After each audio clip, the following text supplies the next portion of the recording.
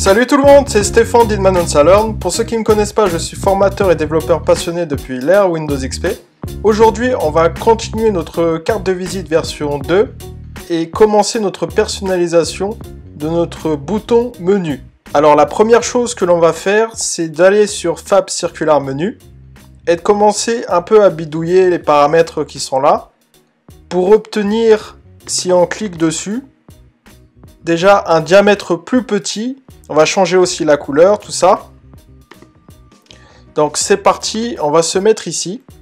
On va mettre ça à la ligne, on met une virgule là pour que le formatage soit correct plus tard. On va s'attaquer premièrement au ring diameter. Si vous voulez savoir quel paramètre fait quoi, il suffit d'aller sur la documentation du package qui est ici, Customize. Vous allez avoir toutes les configurations par défaut et aussi les explications. Donc avec ring diameter, on va modifier la taille de notre cercle là. Ring diameter, il faut bien regarder ce paramètre là car il nous dit que c'est la taille du screen fois 1,25.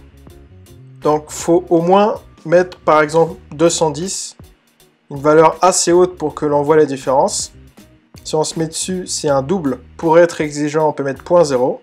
On va essayer. Si on clique dessus. Parfait.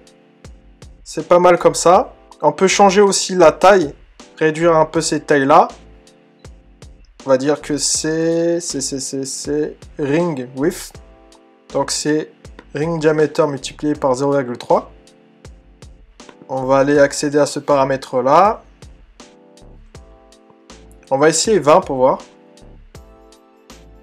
D'accord. 56.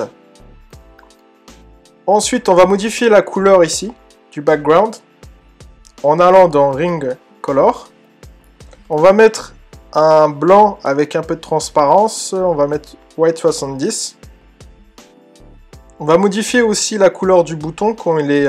on va dans Fab Open Color. Pareil, un blanc, on peut mettre white. On changera les couleurs des logos après. Si on ferme, la couleur se change.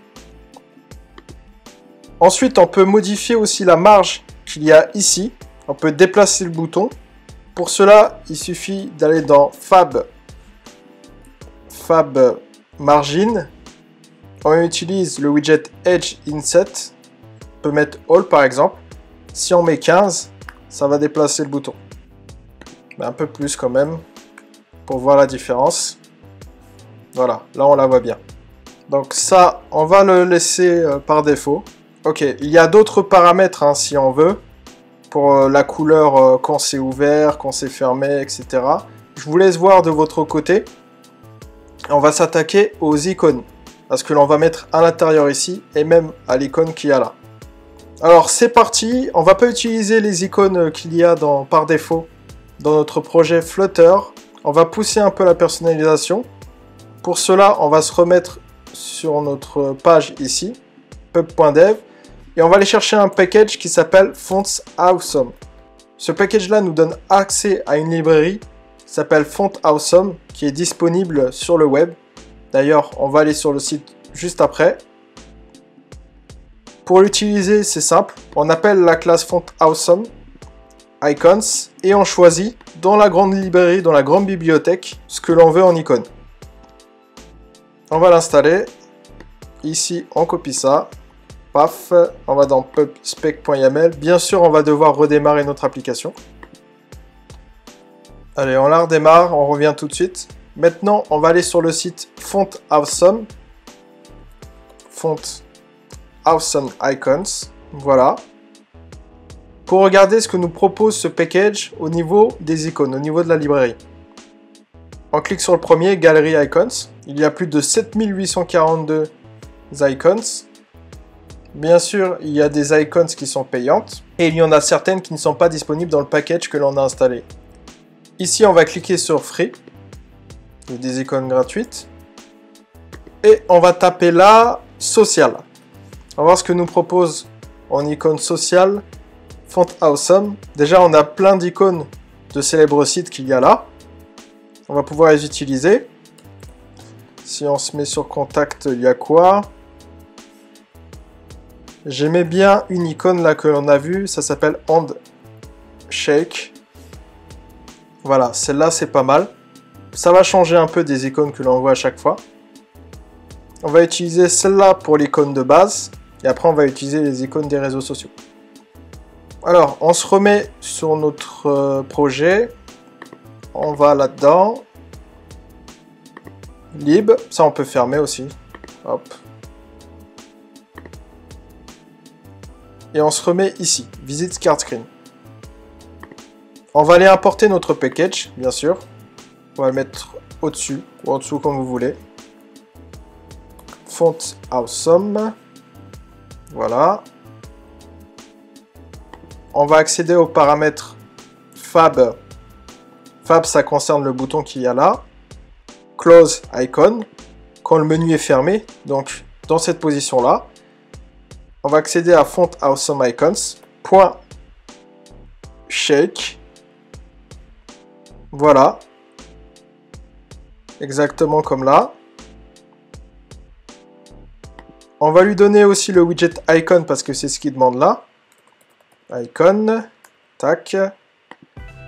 On met la parenthèse et la virgule bien sûr. On va déjà essayer comme ça. Un peu de temps.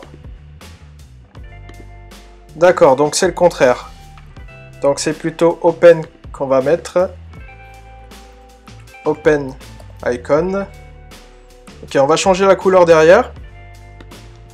On va accéder à Fab Color. On va le mettre en blanc.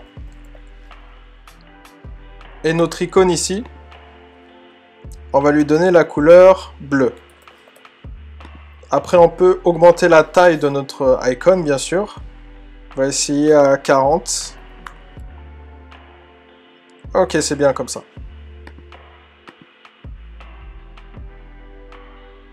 On peut même laisser en blanc ici, si on veut. On peut supprimer ça. Hop.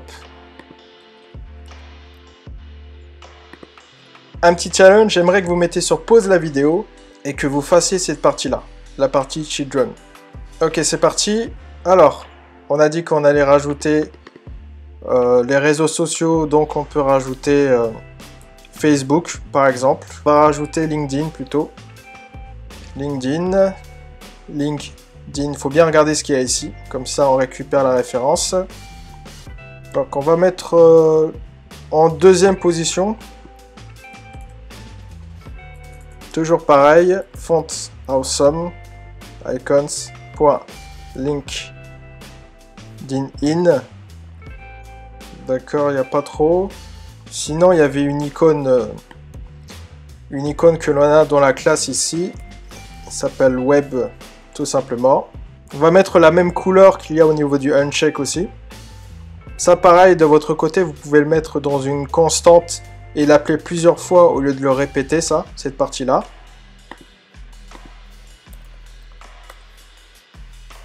On va essayer. Ça, c'est bien. On n'a même pas besoin de changer la taille des icônes, je les trouve bien comme ça. On va juste rajouter un dernier, ça serait mail. Pour créer un mail, on va choisir l'enveloppe. Ça colle bien l'enveloppe. Copier un ici.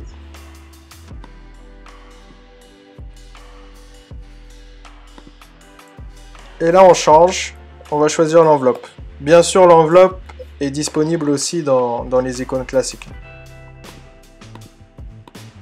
Dans la prochaine vidéo, on s'occupera de coder ce qu'il y a après qu'on exécute, on clique sur les boutons là.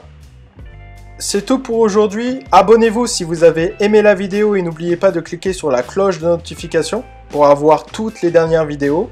Vous pouvez aussi nous rejoindre au sein de la communauté ou vous inscrire à mes mails privés. Les liens sont dans la description. On se dit à bientôt.